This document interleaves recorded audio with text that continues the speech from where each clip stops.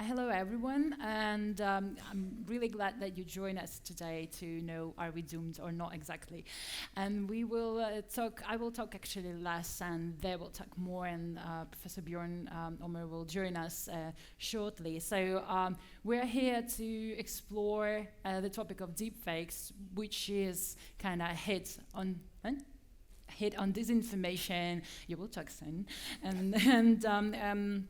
and basically what I mentioned earlier. So that will James will tell more about the Nancy Pelosi case, as well as what is interesting that this panel happens really 2 days before the Congress in states will actually look at deepfakes as a possible threat during U.S. elections next year. That's interesting what happened in these hearings, and while that we have our own hearing and looking into it more. As for our panelists, I want to present our speakers shortly. So James McLeod-Hatch is head of research and evaluation of MNC Saatchi World Services, special research team with 15 years experience of research and analysis of conflict zones and developing nations. And he had great experience years working for NATO as a target audience analyst, and have various experience titles. Also holds a Russian Studies MA from the School of Slavonic and Eastern European Studies. And Professor Gabriele Rizzo, next from Italy's visionary, futurist and innovator, currently a lead scientist in strategic innovation and principal futurist for Leonardo, one of the top 10 aerospace defense and security companies globally. Also serves as professor of strategy at Sapienza University in Rome. Professional futurist advisor for NATO, and also holds different varieties of expertise and titles. And Professor Bjorn Ommer here from Department of Mathematics and Computer Science at Heidelberg University, and heads the Computer Vision Group. I believe Professor Ommer will tell us more about what they discovered working with that group. Also has an additional cooptation in the Department of Philosophy, and received a PhD from ATH Zurich. Basically, everyone of our speakers will tell more on the topics. James, floor is yours. Thank you very much. Hello everyone. I'm going to stand for this presentation just so I can move around a bit, engage your attention. My name is James McLeod-Hatch, and I'd like to thank Margo for that introduction, and also like to thank the Centre of Excellence for allowing us to speak. I'm going to be taking a look at deepfakes from what I thought was going to be a practitioner perspective. I wanted to imagine the scenario that as a communicator, I was sitting in my office and someone arrived and said, hey, we've got a problem with deepfakes, what are we going to do about it? And then I was going to run through some of the responses. And as I thought about that, I realized there were actually some rather larger elephants in the room that we need addressing. First up, does everyone in this room feel confident that they know what deepfakes are? If you think you know what a deepfake is, put your hand up in the air. Okay, that's right. Crash course in deepfakes. Deepfakes are basically putting real actresses' heads on the bodies of porn actresses, so that you can see the actresses that you see in the movies actually having sex with other people. That's basically what they're constrained to at the moment. And a lot of debates around the deepfake technology is, when is this going to jump into the political space? Okay, so there's a few different sorts of deepfakes. It's happening now, okay? It was quite hard to find examples of deepfakes for this presentation. This isn't actually even a deepfake. This is a shallow fake or a near fake or a cheap fake. They're called different things.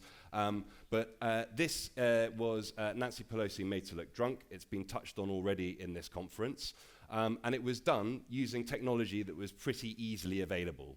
And basically, the concern is that if people have this kind of tech on their computers now, it won't be very long until they got the kind of tech on their computers where they can just drop themselves into a Hollywood movie, or they can otherwise manipulate digital video so that they can then appear or put other people's faces into digital video. So there is a concern that this is going to happen. Are deepfakes a threat to democracy or not? I'm just going to go with yes, they are. Okay, very quickly, we're going to go through some of the good things that they can do, which is they could potentially be used for education or art or autonomous purposes, and some of the bad things.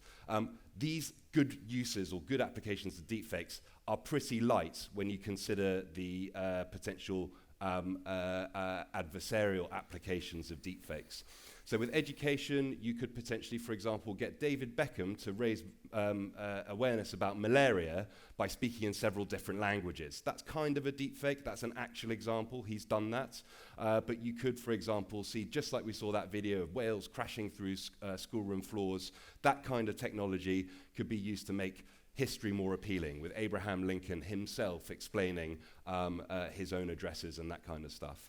With art, basically, this seems to be restricted to porn. This seems to be like the reason why people say we need to protect this is so that you have artistic freedom of expression. The only artistic application that this appears to be used for is porn at the moment, but still, that's important to some people, as is autonomy. And again, autonomy, and you'll notice that all of these top three have something to do with kind of like fundamental rights. You know, we have a right to be educated. We have a right to artistically express ourselves. We have a right to act autonomously. So if you are disabled and you are unable to participate in adventure sports or something like that, you could conceivably deepfake yourself into an adventure sport video and have the memory, so to speak, of participating in a sport, or also deepfake yourself into a porn video, because that's another part of autonomy. The other areas where we've seen these things being used is in research. The generative adversarial networks have already been explained as how they work against each other. One creates the image, the other critiques the image, and so on and so forth. And what this has resulted in is researchers being able to suggest potential brain tumors for students to then try and identify. So it does have medical applications, and then it also, for a marketer, has a rather useful application in that it could help me segment my audience right down to the individual level. I.e., I could be on my computer and then myself appears and says, hey, look at this face cream, don't you look amazing? You should buy this face cream. And that's probably more likely to make me to want to buy that product. So that, of course, you would have to sign up for such a service because there's privacy implications there.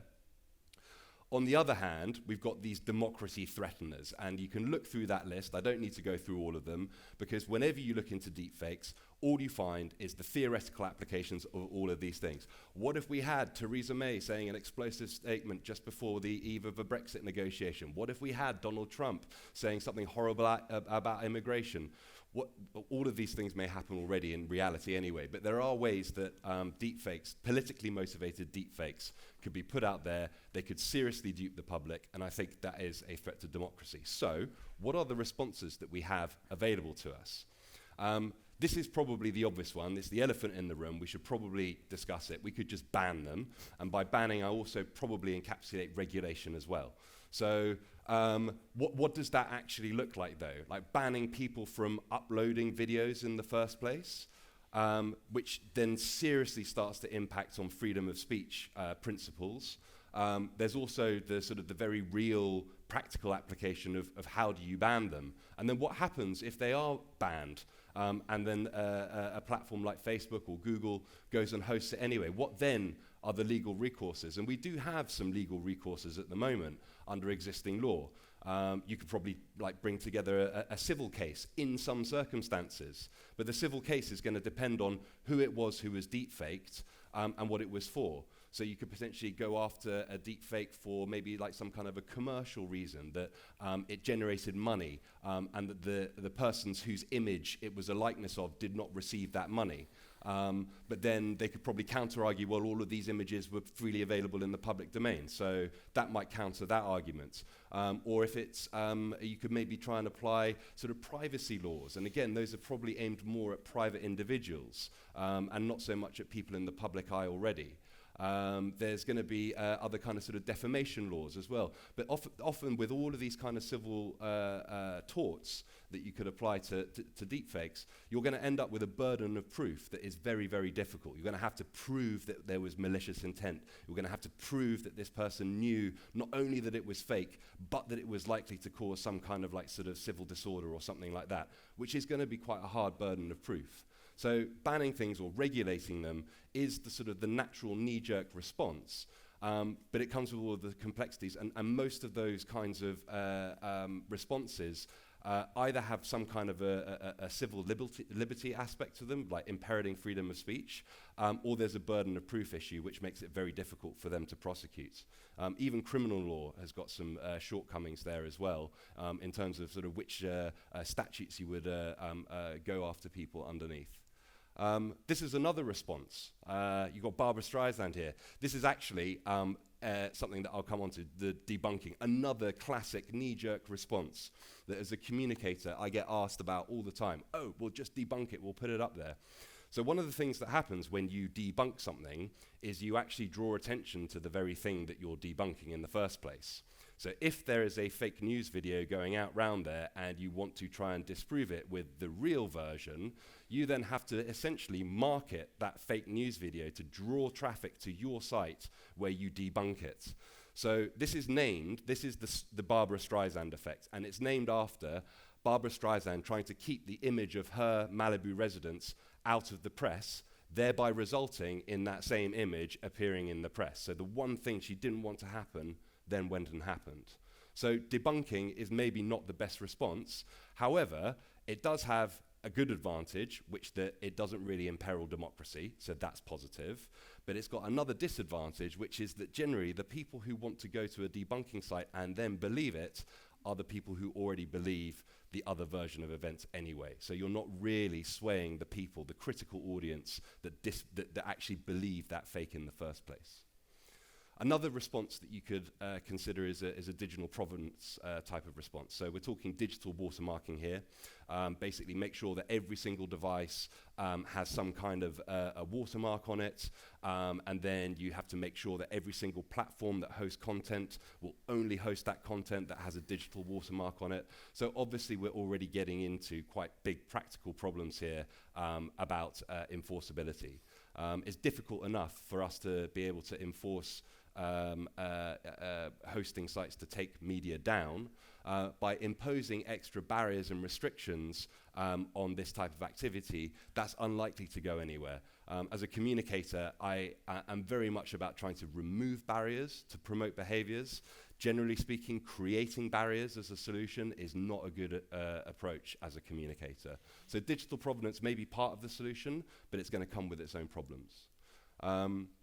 Live logging as well. So this is something where you could potentially use wearable tech to be able to record every single thing that you do.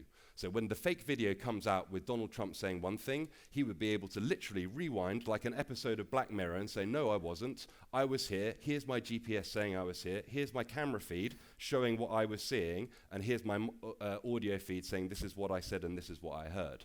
So again, there's other issues with that. There's a security issue. So you could maybe fake all of that live logging type of data. So maybe you could apply something like blockchain, which would be another technology that you could also add on to digital provenance, thereby proving the source of everything, and everything comes back to a particular source, which is great until you consider that there is a fundamentally protected right, at least in American law, for the right for anonymous protest. So in the case of an activist who was filming an event and looking to put it up online as a way of protesting a human right that was being wronged or something like that, that person has a right to be able to anonymously whistleblow that this is happening. But if that person has blockchained themselves into existence to prove that they're a real person, they've just lost that right. And the right to anonymous protest is actually enshrined in First Amendment principles, as is the right to put out false information. There's some conditions, but time and again, in the American courts, the right to put out false information has been challenged, and they have successfully argued First Amendment protections for falsity of information. So you are able to put out false information under American law. Maybe that law needs to be revisited. Maybe that law was done before the whole availability of easy audiences, as was discussed earlier. But as we've seen, like things that happened under anachronistic times, like for example, the right to bear arms when you have a colonial power as an aggressor, even in these modern times, the debate around that amendment is also quite controversial. So imagine trying to tinker with freedom of speech principles. And another response, you probably recognize some of these slides already from this conference, is to educate. This one is one of my favorites as a response, again, because it doesn't imperil democracy. It teaches people, and you can apply the same kinds of principles to deepfakes as you could about just fake news in general. Where did this video come from? Which is the source that produced this video? Who owns that source? How many other sources reported that same video, etc.? And so you could potentially educate people into being smarter at spotting deepfakes. But again, like, are you not then risking the danger of over-sensationalizing deepfakes? You know, this could be something that suddenly sets the cat amongst the pigeons, and then you have these ultra-critical audiences who think that every controversial video they see is a deepfake, and it gives a very easy response to the opponents of real live video, saying that's just fake news, that's a deepfake video. And because these GAN networks are designed to kind of emulate reality, it's going to be technologically quite hard to maybe spot some of those fakes. So, are we staring into a dark abyss of nothingness where nothing is going to make sense, nothing is true, and we can't rely on anything? Well, hopefully not. Laws will change. Social media habits will change. Technology is going to catch up. And I think that at the moment, the real sort of the best responses that we have are probably along the lines of education and debunking, as ineffective as it may be, until technology starts to catch up and we start to see how things evolve.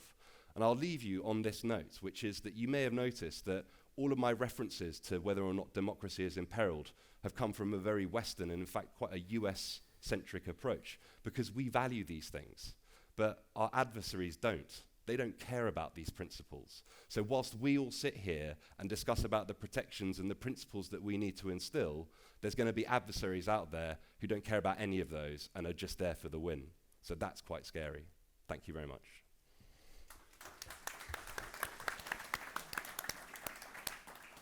Thank you, James, leaving us on a scary part. And I think if you have any questions, we will get to that part soon.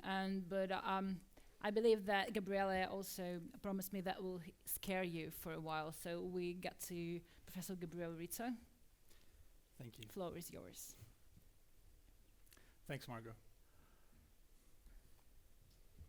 The world is evolving at an exponential pace. We cannot afford anymore to react to the changes of the information battle space. We have to imagine, anticipate, and envision which are the future threats. We have to exponentiate our thinking or see our edge evaporate. I'm Gabriele Rizzo, I'm a futurist. I've been doing this for 10 years for government, large industries, and multinational organizations. So I will start with just a bit of a warm-up for you.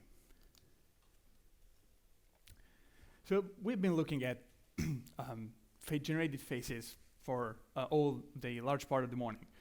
But you're saying a computer-generated face from 1988, where we had the Apple and 286, or 1996, where we had the Pentium, where the game Quake was launched, or 2002, with the BlackBerry, or 2008, where we had the Pentium 4, or is it from 2014, where we had the iPhone 6? Well, I don't want an answer. This is no test. I just want you to think your answer, because the answer to this is 2014. This is our first meeting with the exponential improvement which is brought by the technology. So, as you see, there has been an exponential improving of the generation of faces from 14 to 19. So imagine yourself from today, getting back in time and talking with the 2014 you and saying, well, just look at the results you have today and just wait 3 years and you get to from zeros to heroes here. Or get 5 years and you get to simply undistinguishable results from reality. So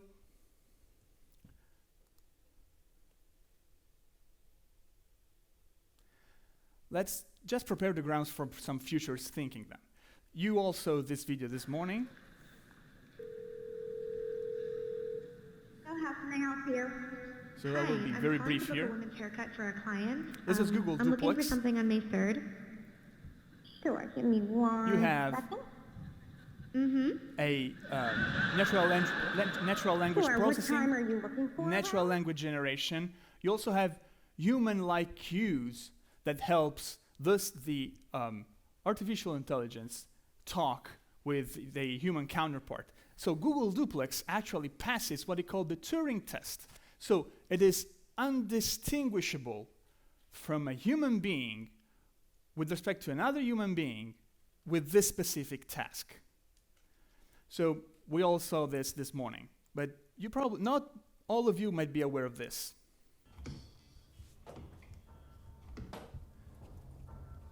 So this is Terminator 2. But I remember there was Schwarzenegger here.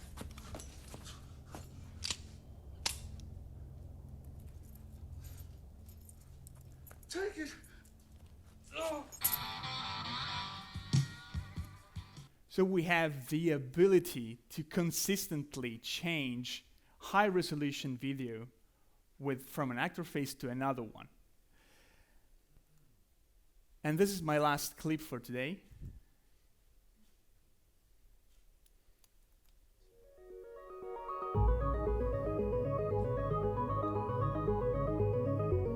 This is the first time we combine machine learning and computer graphics to do image generation using deep networks.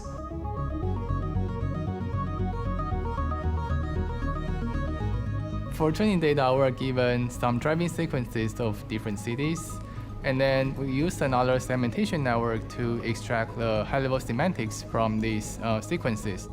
We have the UE4 engine to generate these colorized high-level layouts. Different objects were given different colors.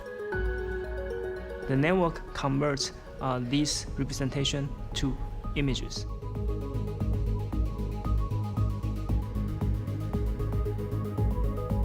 I made my co-author to dance Gangnam Style, which I don't think he would do by himself. We find some good dancing videos from another person and then use my model to synthesize the dance move. That was created by machines, it's not me. That was created by machines. It's not me. This is the essence of deepfakes. So what I want to convey your attention here is just with the technology that NVIDIA has developed, you just have to recognize what's in the scene from a semantic point of view. So is it a road, it's a road, or it's a sky, or are they buildings? And then you can change radically the synthesized version. So radically altering its meaning for a human being. So what I'm stressing here, that this is today, or even worse, it's yesterday, because it's 2018. So what will happen when in 3 years' time, or in 5 years' time, we'll have the technology to consistently create fake events in mirror version of this world, which could be able to spur civil unrest, or to trigger investigation into thorny candidates, or even fracture the trust we have in what we hear and what we see, like depicting a cold-blooded murder during an arrest, for example. So are we going towards not being able anymore, calling into discussion the very trust into our sensorial experience? This is part This is another part of the technology here.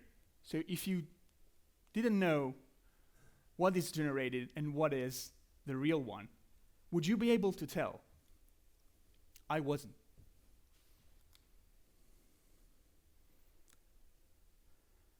So this is exactly what brings us towards a complex environment, starting from a complicated environment.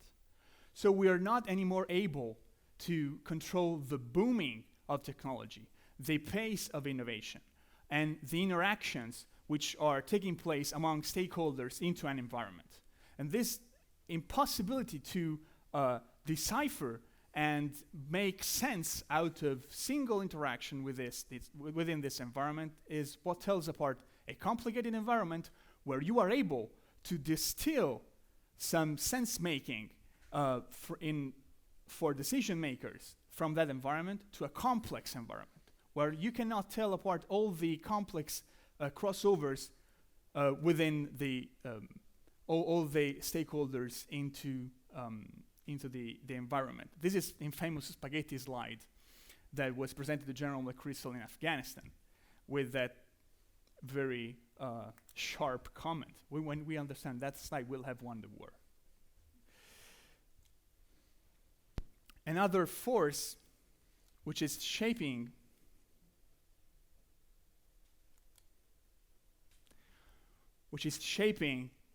our environment is the convergence, which is the confluence and the interactions of different trends and themes which correspond to a booming of innovation, an exponential growth of technology, which in turns correspond to an exponential compression of time, because time has exponentially more volume than before.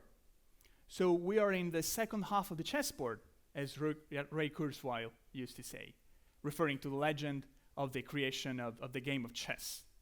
So each doubling amounts to a huge, a seismic improvement.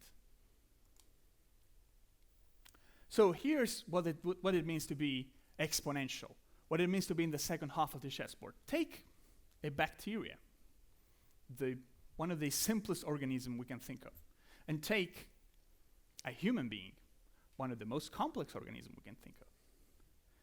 So it takes, biologically, 13 linear steps to get from a bacteria to a human. But what if we are allowed to take exponential steps? It just takes one. If I have to take 30 linear steps, I would get from here to the end of the room. If I can get 30 exponential steps, I can get from here to the sun. So we have to abandon this linear thinking. We have to move into exponentiality. A theme of exponentiality is hyperbolic warfare, which is AI-fueled, machine-waged conflict. So this applies when we have weaponization of AI.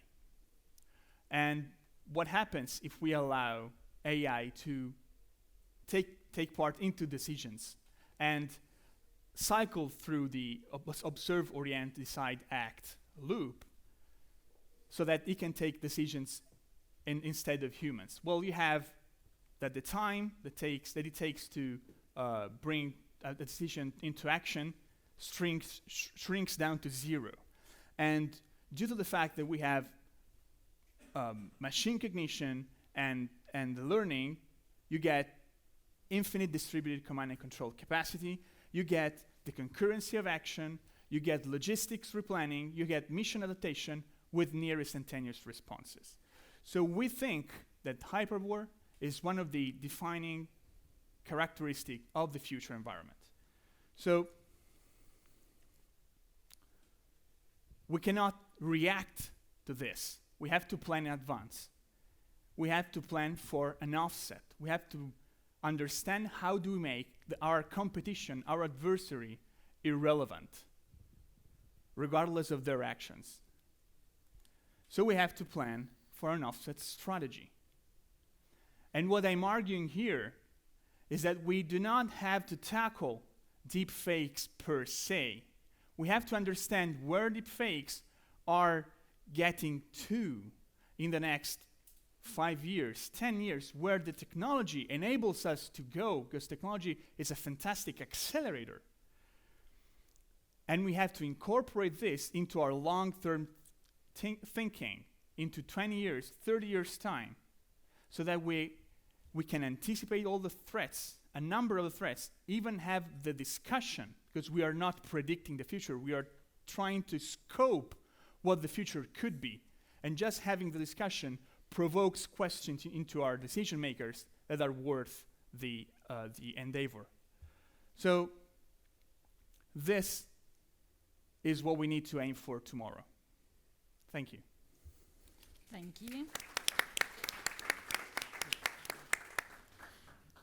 I allow myself a short question before going to Professor Ommer's presentation. But from your position of futurist, so how in the future do you think deepfake can affect, for example, me personally or average person?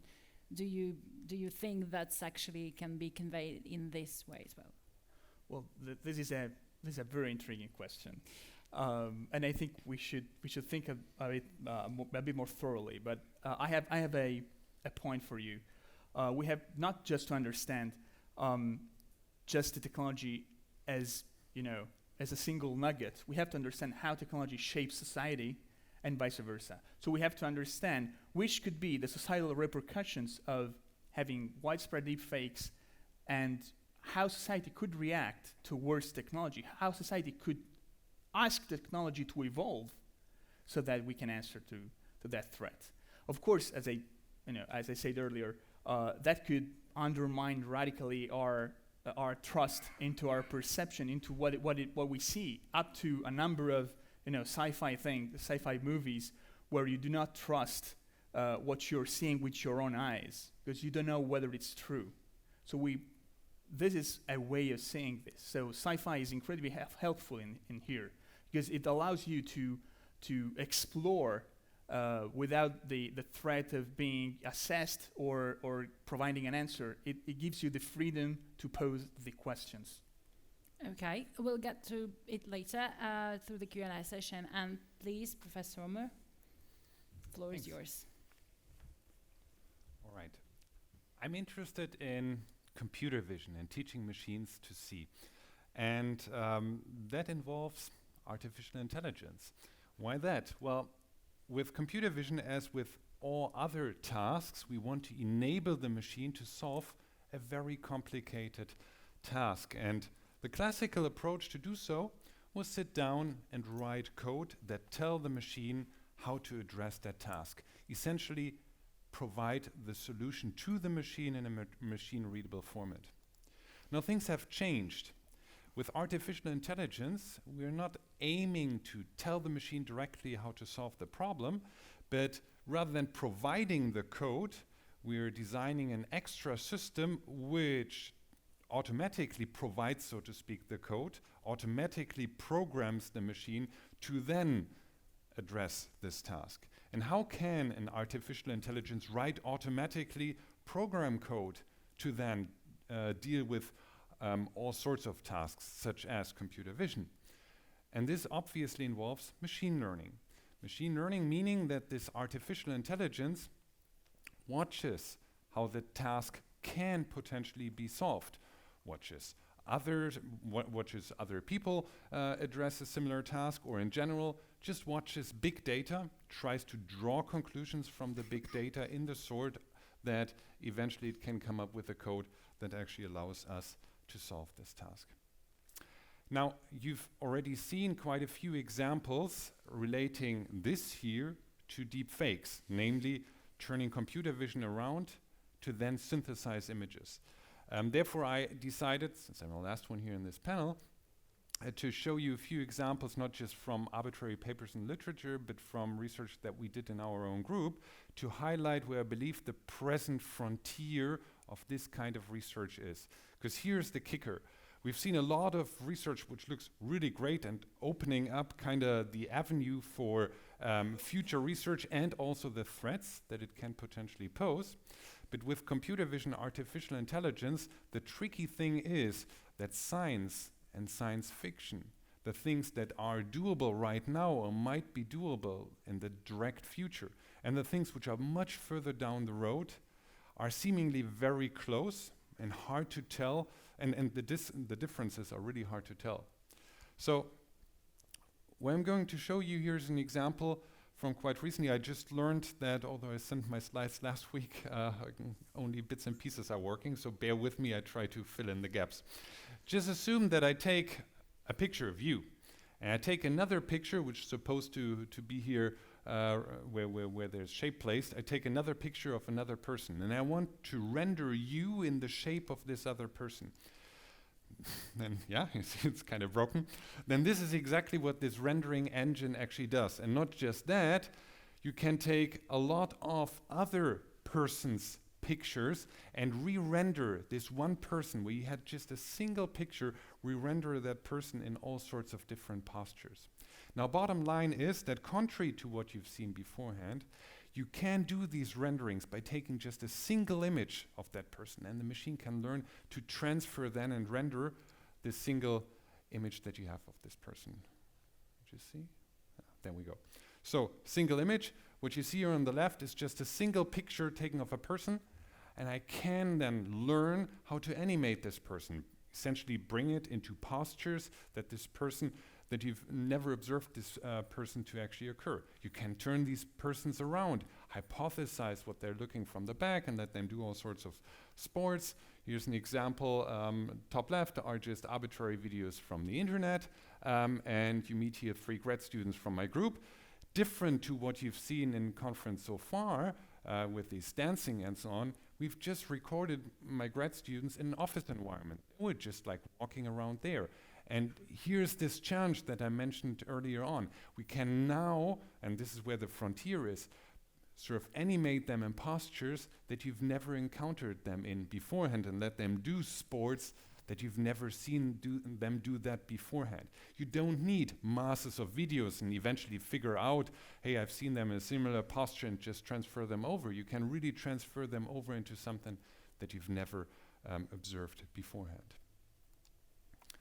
And you can carry that over to speech, combining language with speech. Since audio is always a tricky thing, I just thought I'm going to show you something, some recent work from my group, where we did this on sign language. So you just take on the bottom left, like a target posture, somebody mimicking a certain pose, and then you take the videos that you have there on the top, where you just have other speakers, and you can render them to do exactly the same thing which you see at the bottom.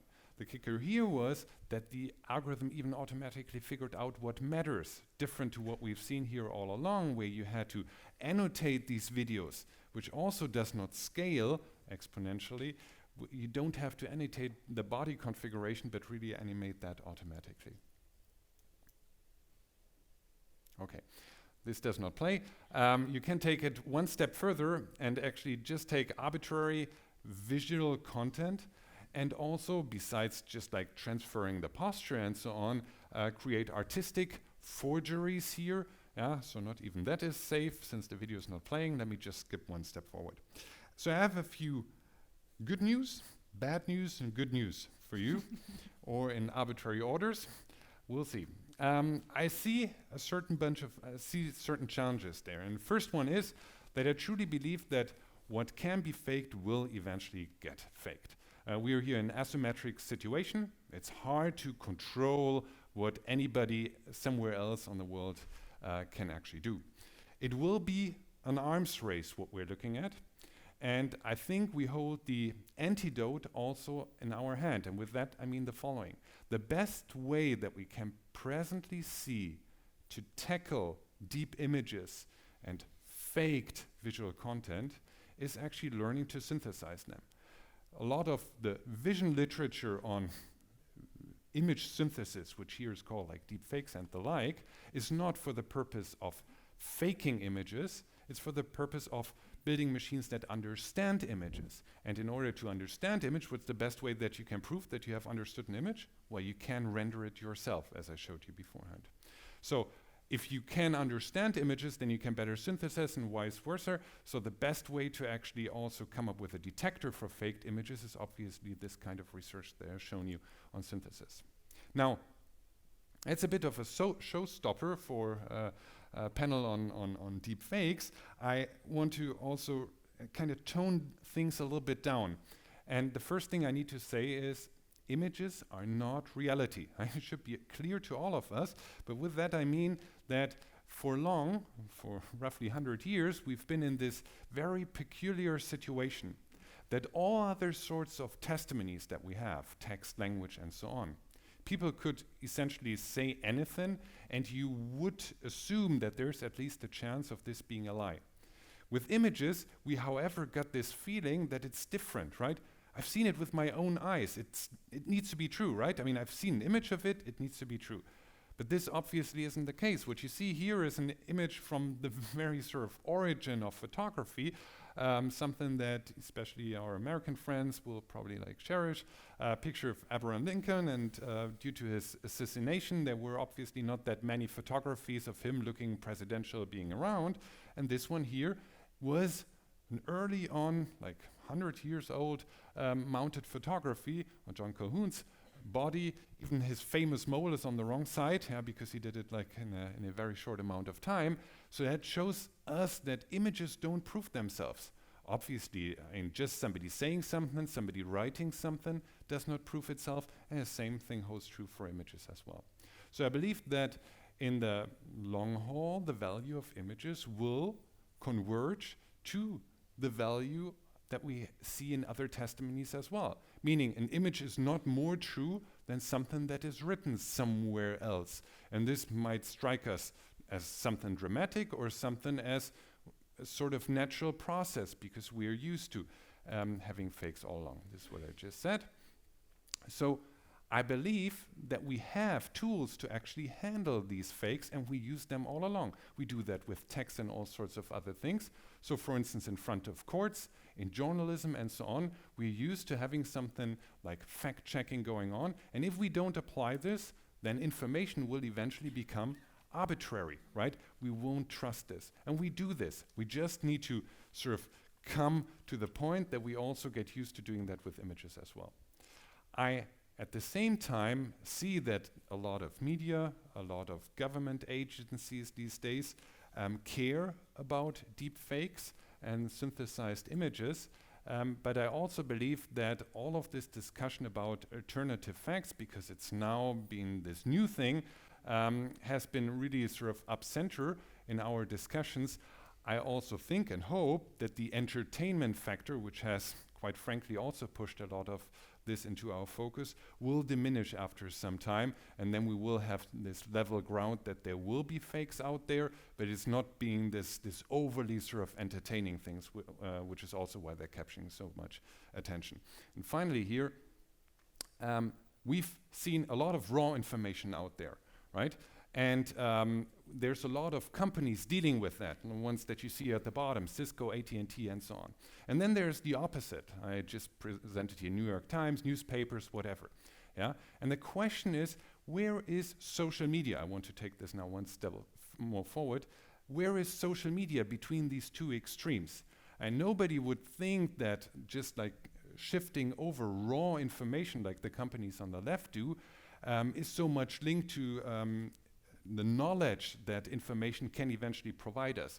What does social media provide us right now, and what should it provide us in the future? Should it just be sort of the tool to ship information around, or should it actually distill knowledge out of that? As what should we treat the information that is there in social media? Presently, I would advocate it's more towards the left, and it should also be taken at that value. If we want it to shift more to the right, then there are other things that we should demand. And this is my last slide.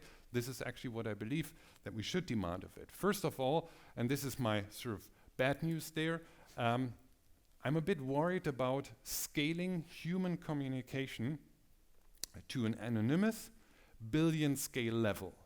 I showed you a few other things here where I believe like we can tone things down. This is the thing which I believe is truly critical. We are social beings. We're used to talk one-on-one with people that we know, or with strangers in a smaller circle.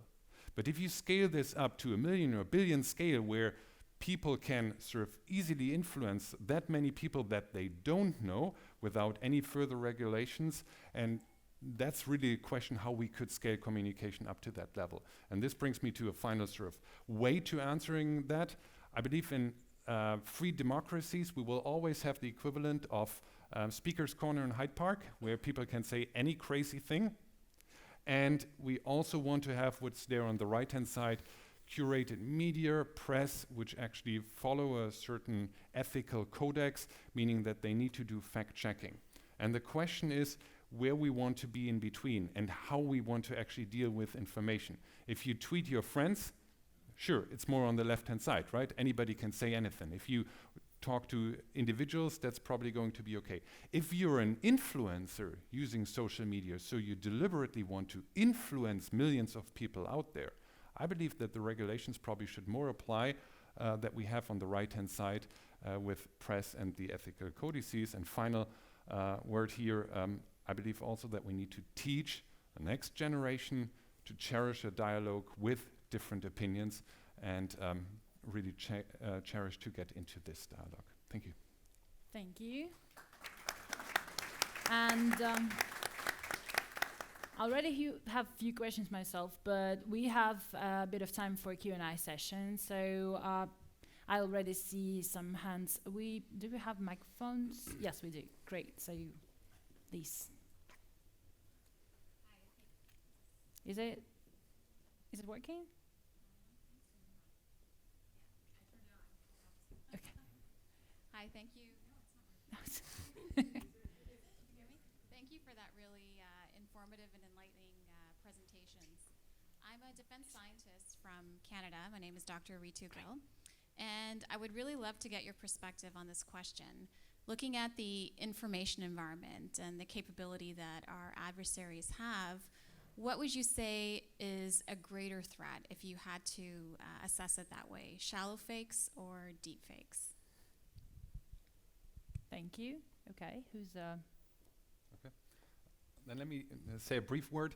I believe that all of this faking could already been done like years ago, right? I mean, Hollywood studios create an alternative reality, and we all cherish that. The whole point of deep fakes is that you can now do it in a cheap way. And as you indicated, there is an even cheaper way to do it. Cheap fakes, shallow fakes, however they are called. I believe that there's an even cheaper way, if you so want, a way which is not detectable. Now, what could that be? It's not altering the images at all, but creating a bias in the images that you see. And this is what recommender systems do. And what they present you, each individual example that you see is true. This is reality, nothing faked at all. But you have no point in checking what the bias is of images that you see, right? If you go out and walk a city, you sort of change your field of view and the visual input that you get depending on where you go. And you know where you're going, and with that you are sort of changing this bias. If you are ever sitting at your computer monitor and somebody else turns the knobs in filtering the visual content that you get, you don't know where he kind of physically places you, what the filter actually is.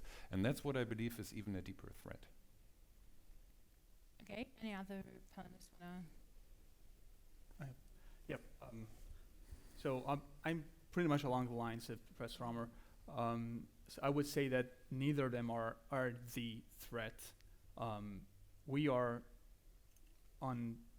assisting to an attack to our cognitive space. So the whole point is not the way with which this attack is perpetrated, but the whole concept of being able to defend against. So the whole fact that we are very, very sensible, and there is no way for us to defend our cognitive sphere. This is the single point we have to bear our attention. So either we have shallow fakes or deep fakes is a point in a much larger set, which is the tools of influence from the information battle space with regards to our cognitive space. I guess my sort of point there is who is the adversary? I guess you mean like the big nation states, right? Because if we're talking about the likes of, what was his name, Sean Brooks, the Trump superfan and occasional sports enthusiast, or however he was described, who posted the shallow fake of Nancy Pelosi, that as an opponent, as an adversary, there's a scale there of lots of people potentially being a problem. When you think about the way that our state adversaries would operate, they tend to go for a much more targeted type of response rather than going for flooding, with deepfakes at least. There's fake news, which is a sort of a volume concern. But right now, it would appear that what the biggest threat is a very, very realistic video appearing of an important person. And just as an aside, in this, as we were discussing, has anyone come across an actual politically motivated deep fake yet? The answer is no, not publicly, but it would appear that on the fringes of public knowledge, there was an actual incident with Russia basically faking a sex video of a senior official. I don't know if I don't know the full details, and I'm not sure if how much I can disclose, but that actually occurred. And the reason that that didn't go anywhere is because the individual in the video was able to identify himself with a rather distinguishing part of his body that proved that he wasn't actually in the video. So it's sort of kind of happening already. How it is going to happen, it's probably going to be more like compromat to start with, where they look to target an individual rather than going public with it. But I think that's probably the next stage after that. The technology is out there. One more question.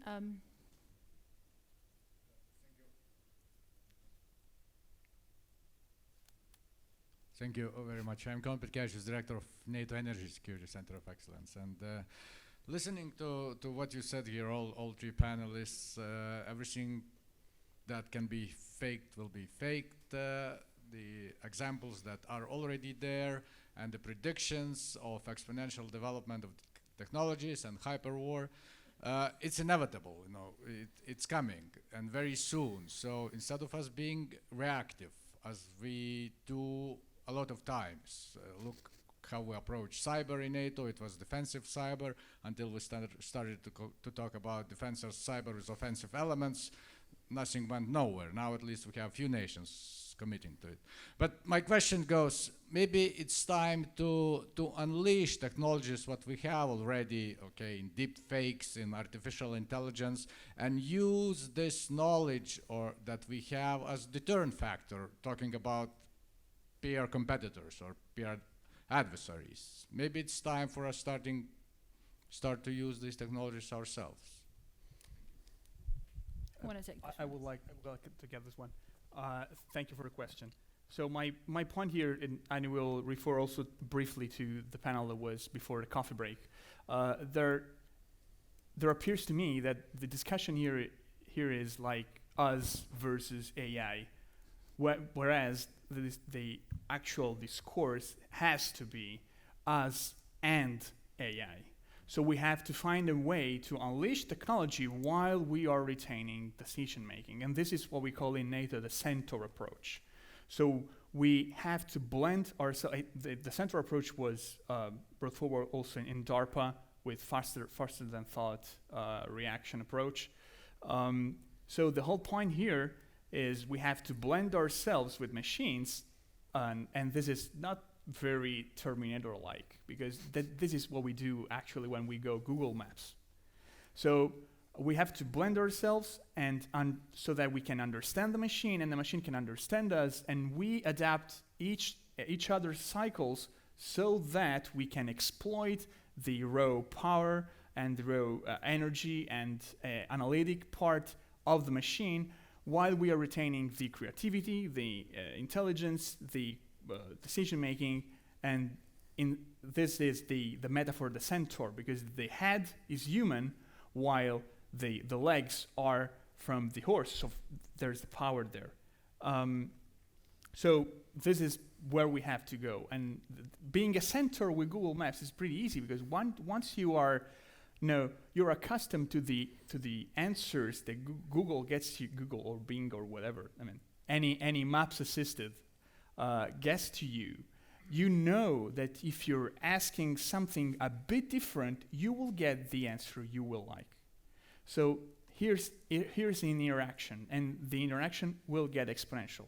And I will argue that with respect to our former panelists in that before the break, we have to get there. So we will get to the singularity. We will get to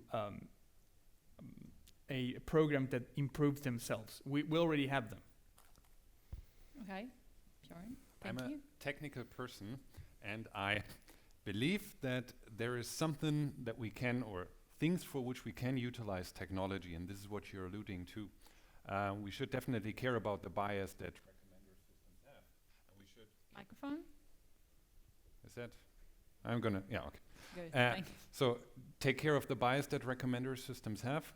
At the same time, also work on automatic detection of fakes, deep fakes, and so on. But I believe that this is not going to address all questions. And the point here is, we're not having these fake engines out there which directly go inside our brain, right? I mean, they produce artifacts, they produce fakes, which we watch with our own eyes, and then we make decisions. And the decisions to vote for something, to do whatever else somebody wants to influence us to do, this decision we are free as an individual, a society is still free to do. Yeah? And so at the end of the day, what we would need to actually target, serve, and to address this issue is educate our societies, make sure that people actually, again, do the right decisions. Why am I saying this? Because at the end of the day, it's not about this latest technology. Sure, deep fakes are creating new issues, but we've seen that somebody just tweeting something, just writing something, things which you can easily identify to be false, are still things which are believed by people. And as long as we cannot alter that, any technology is not going to do the job. You can mark this and automatically identify everything which is faked. If there's people out there who want to believe it, the technology is not going to help us with that. I do have a quick response. Taking you at face value, I think going on the offensive with deepfakes is a phenomenally bad idea, because all that is going to do is going to erode trust, because then people don't know what's true and what's not true. And in response to your earlier question to Gabriele about, do I need to be worried about deepfakes? Yes, you do. And the way that it's going to impact on you is that it's going to erode trust. Now, you might be okay with your levels of trust right now, but imagine a society without trust. When you erode trust, and information is all about an exchange of trust, effectively. When that dimension is gone from information, you're left with loudness of voice. You're left with opinion. Whose opinion is loudest? And unfortunately, that is exactly the kind of conditions that authoritarian regimes thrive in. So releasing deepfakes and going on the offensive, I think, would play to our adversary in that it would create the conditions where authoritarian regimes and voices are the ones that rise to the top. So I would not be advocating that kind of aggressive response at this stage. Okay, one more. I'm Nicholas von Taden. I'm StratCom advisor at the multinational joint headquarters Ulm in Germany. I'm happy that you addressed the issue of education of the audiences. The question I have is, whom do you see responsible for educating those audiences? Education is a multilateral effort. It starts in a small circle, which is family, and goes to a large scale, which is states. And that's why we in Germany, for instance, have duty to go to school. Yeah, and you yourself know that there are certain things which probably need to be changed in curricula when it comes down to how you actually treat and deal with media, not taking everything at face value. And this is as early on as teenage age is going to be desperately needed. And sure, yes, there our curricula need to change so that already teenagers know about these issues and know how to deal with that. And then, and this was my positive note on the first slide there, we will see a diminishing value because it's just yet another fake which you can create. Okay. On who should do the education, it depends who the audience is. The problem is with educating people at the moment is that the people that are voluntarily obtaining this education are the people who need it the least. So if we're talking about like really educating, so we're talking about populations in Russia, in India maybe. I mean, let's take Russia as an example. How are we going to mount that campaign? How are we going to mount an educational campaign that really gets at like proper understanding, where you've got the buy-in from the Russian state and everything else, so that they feed it into their curriculum? It's a really great question, because it's fine for us to inoculate our citizens using our curricula, using our governments and all the rest of it, who might be okay with this. But I think that the problem in the rest of the world, you may find that there's not such a fertile educational set of conditions. So I think you've hit the nail on the head with that one. Okay, we have one more short question. Can I have a mic in the gentleman here? I will ask everyone to be quick. Okay, my name is Joachim So not Baerts. to be on the way for the dinner. My name is Joachim Baerts. I'm a TV journalist from German television ZDF. And I guess deepfakes are also a threat to journalism. And that's why my question is, have deepfakes made it already to the news? Do you know cases where deepfakes were confused by journalists with real information? Okay. Classical fakes have made it to the news, you know, from this Bosnia case where satellite imagery was essentially faked. We do have this in all sorts of wars. And I personally don't like drawing this sharp distinguishing line between shallow and deep. Yeah, we've seen a lot of incidents which were like photoshopped, and then a little bit more clever Photoshop things, a little less clever Photoshop things, which have actually made it to the news and altered. We've seen also positive examples, and this is one thing that I want to stress here on the last note. You've heard of this case in Austria that we had recently, and Spiegel and other media who received these videos beforehand waited deliberately a month, asked the persons on these videos, do you have anything to say, and only then released it.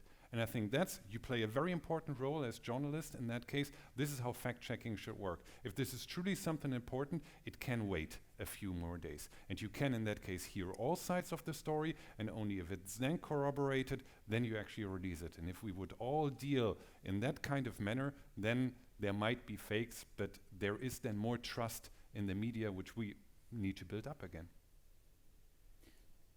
Gabriele, I think there was one incident which probably just doesn't quite qualify. I think it was a Dutch political party made a video of Donald Trump using this technology, where he makes a point using climate change, and then said, of course, climate change is fake, rather like this video. Now, apparently, the rather like this video was left off the Flemish subtitles and caused a little bit of confusion, but I think it was cleared up pretty quickly. But for a moment, there was this video out there which appeared to be Donald Trump, and although the party that made it thought that it was obvious that it was a fake, apparently it did actually fool quite a few people, but it came out in the wash pretty quickly. So not quite, but almost. Okay. We need to actually finish the panel already. It's 3 minutes, but I want to thank all the panelists. And my last short question will be like a last take. What each of us individually can do not to fall for a deepfake. How not to fall for a deepfake? Sure. Challenge everything. Be critical. Okay.